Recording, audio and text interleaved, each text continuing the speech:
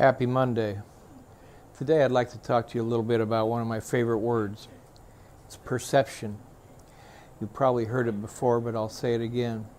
In most of my world, perception is reality. That's the political world, that's the newspaper world, and it just really makes a big difference, the kind of perception that you're allowing. I'll give you an example. The reality is that the Parks and Recreation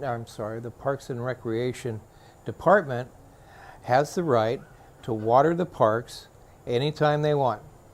That's because they use recycled water.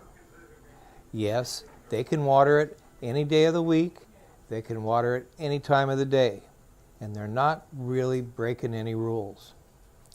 But the perception is that they are doing something that nobody else can do.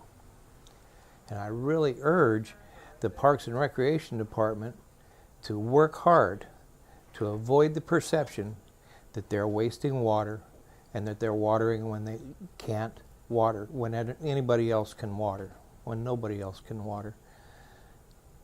I really want to urge the Parks and Recreation Department to realize that they don't want to water when nobody else can water, and do what they can to stop that perception.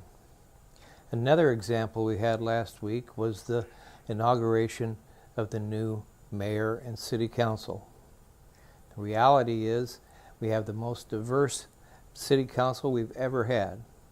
I was very impressed to see all of the people who had some ownership in their government for maybe the first time at the party after the inauguration.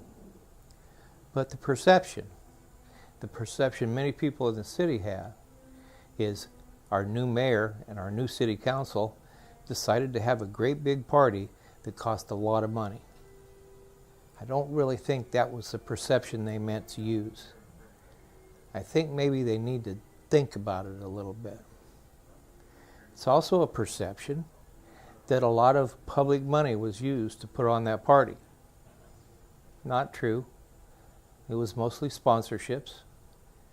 But wait a minute, the Port of Long Beach was one of the sponsors. The CVB was one of the sponsors. Those entities do get public money.